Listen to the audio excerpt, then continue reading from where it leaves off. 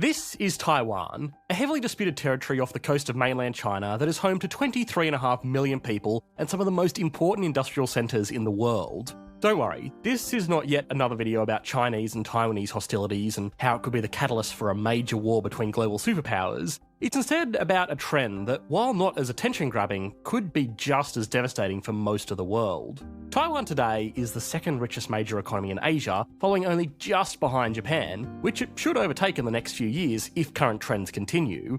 It is clearly an advanced economy after making the transition from a poor agrarian makeshift settlement and a military dictatorship that only officially ended 35 years ago. Taiwan's story of transitioning from an agrarian economy to a low-cost manufacturing centre, and then finally on to becoming an advanced centre of world-leading industries is not unique. Other countries in the region followed very similar paths in the last decades of the 20th century. South Korea, Singapore, Japan, even certain regions within mainland China, all became what economists would broadly call advanced or developed economies.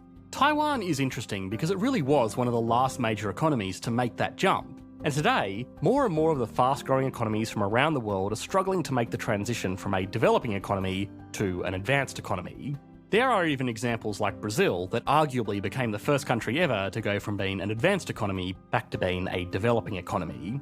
Outside of unique situations like this one, the general trend is that less and less countries are making that final step to become fully fledged advanced economies and are getting stuck dealing with endless problems in the developing stage. Already this year, we have made videos about Sri Lanka, Pakistan, and even China that are all lurching from one economic problem to the next. Now, there are endless reasons as to why rich countries are rich and poor countries are poor, but one of the biggest ones is an economic process known as brain drain, which has the potential to solidify countries' positions in the global economy and make it almost impossible for anybody else to join the ranks of the 30 or so existing advanced economies. So, what is brain drain and why is it getting worse? How is brain drain making rich countries richer and poor countries poorer? And finally, is there any way for the developing countries to stop this from happening?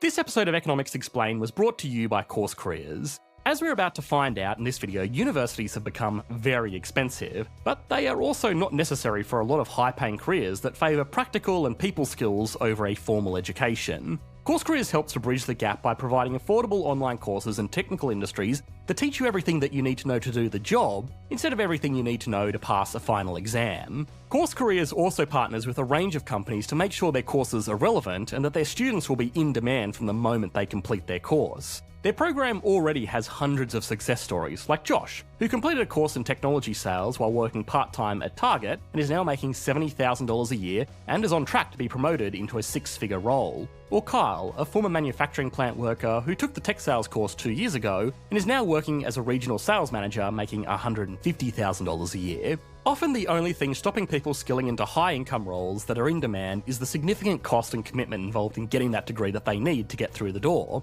Again, we are going to explore in this very video how expensive and competitive that's become, but Course Careers makes this easy. So to check out their other success stories and get $50 off the full course, go to coursecareers.com/economicsexplained and use the discount code EE50. The link and code are on screen now and in the video description below. There is no specific definition of what an advanced economy is or is not. Economists roughly agree that it's a country with a GDP per capita at least above $20,000 per year at the absolute minimum.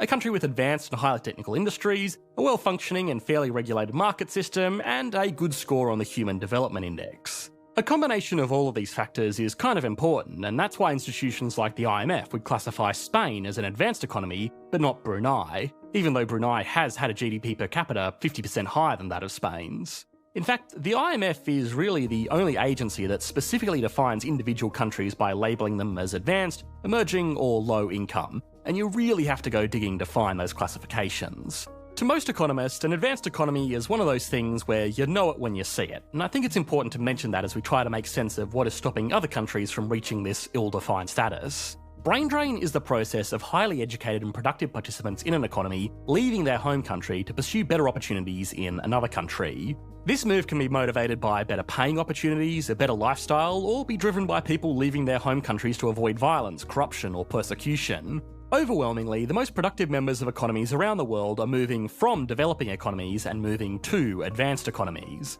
I am massively generalising here, but advanced economies are normally nicer places to live, with lower rates of violence and higher paying jobs. an engineer in India earns an average salary of 800,000 rupees, which is about $10,000. In India, that's actually a decent salary, but if they can take those expertise and get qualified as an engineer in the United States, they would potentially be earning 10 times that amount or more. An advanced country like the USA, while it has its problems, is also far less crowded and polluted than most areas of India. So, if it is an opportunity that is presented to them, a lot of people from India and a lot of other countries will take it. This hurts the countries they are coming from because they lose their most productive workers, the workers that will pay the most tax, produce the most value, and have the highest chances of driving innovation to make the country wealthier.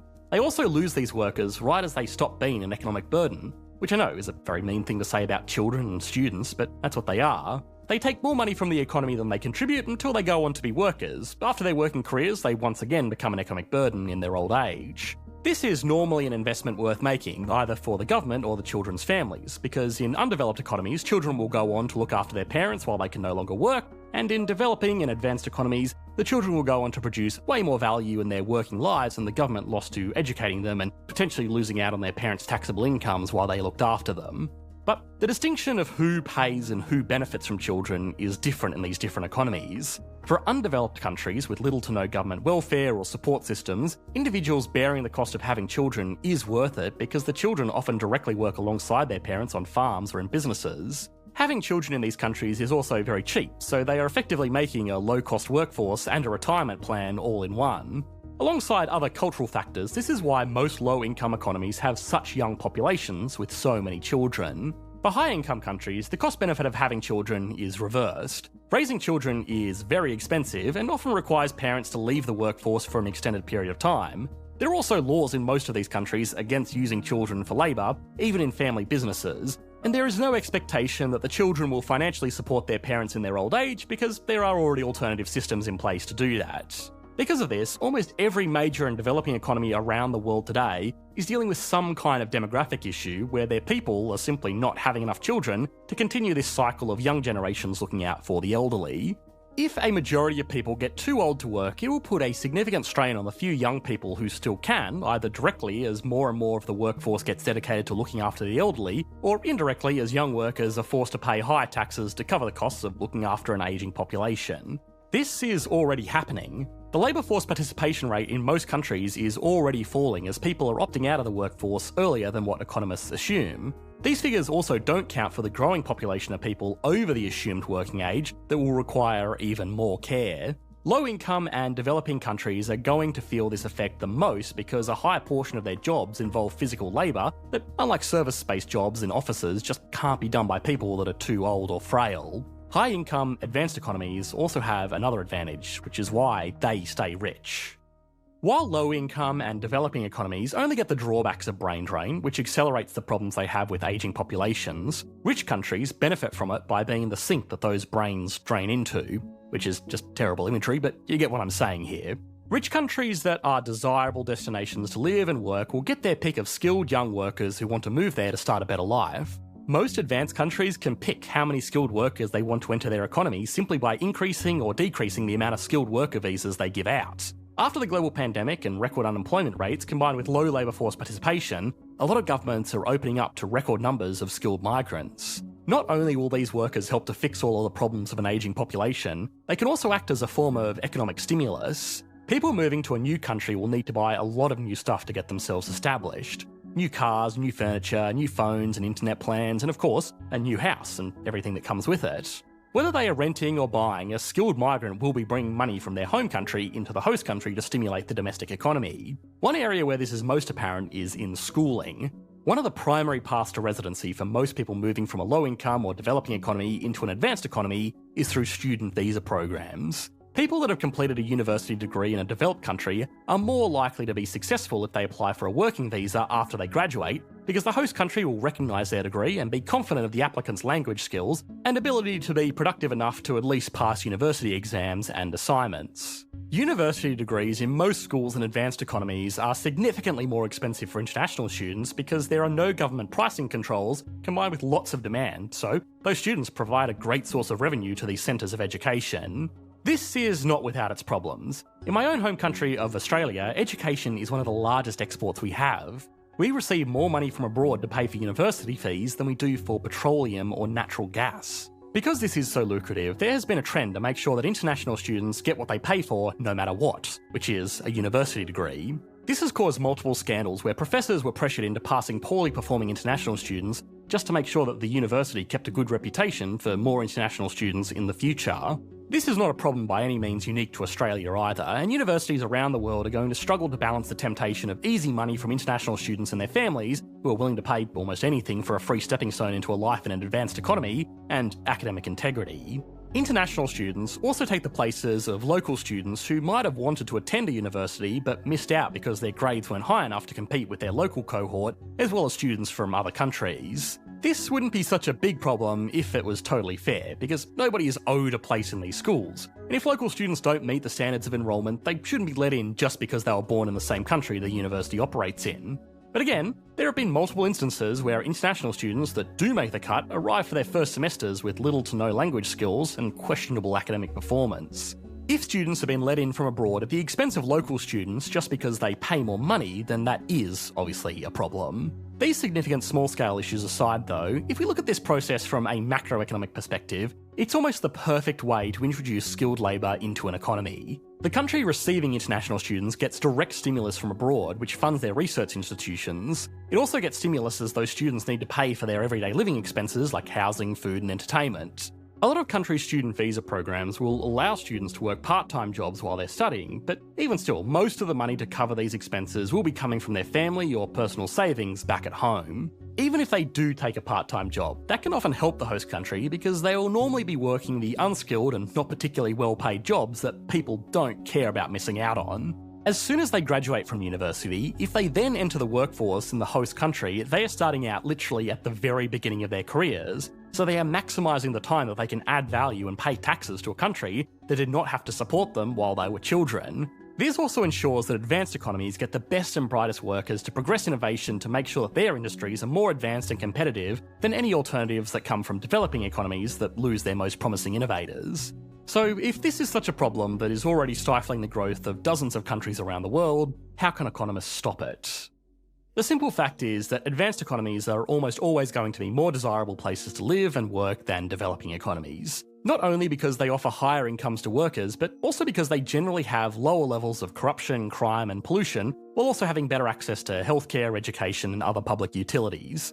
Again, of course, this is a generalisation. There are examples of certain developing economies that beat out certain advanced economies in these factors, but it generally holds true, and that's the first thing that can be done to at least slow brain drain. People will be less likely to move abroad if living conditions at home are good, so making sure a developing country is a good place to live is a very important factor in determining whether or not it'll make it to become an advanced economy. Of course, getting rid of pollution, crime and corruption while providing better public services is much easier said than done, but it does highlight the importance of people, even in macroeconomics where the focus tends to be on big industries and trade deals. The other more direct approach countries can take is to invest heavily into industries that have the potential to make them advanced economies. South Korea, Japan and Taiwan, some of the most successful economies of the last 5 decades, all got started with strong government programs designed to build out world-leading technical industries in the country. This is distinct from low-cost manufacturing in places like China or India, and even from services in places like the Philippines. These are industries that are controlled by the greatest innovators, not the lowest bidders. Japan still designs and manufactures a lot of the world's most advanced electronic devices. South Korea is home to dozens of globally competitive companies, and by now I'm sure that you're all aware of just how important Taiwan's industries are to the global economy. Investment in these industries often involves paying lots of money to people so that they move to less desirable countries and provide their expertise for long enough to get the industry off the ground. It's also a risky endeavour with no guarantees of success, and it could just as easily take up a lot of government money that could have been spent on providing public services and getting rid of crime, corruption, pollution and all of the other things that made people want to look abroad for a better life to begin with. This subject was actually suggested by a commenter on a community post we made asking for video ideas. The team and I had been doing background research on brain drain and its effects on developing economies for a while because it was important to a lot of national economies that we'd explored over the past few months. But this comment was what made us decide that it probably needed a video all of its own, so if you have an economic topic that you think deserves a video, make sure to let us know. Thanks for watching, mate. Bye.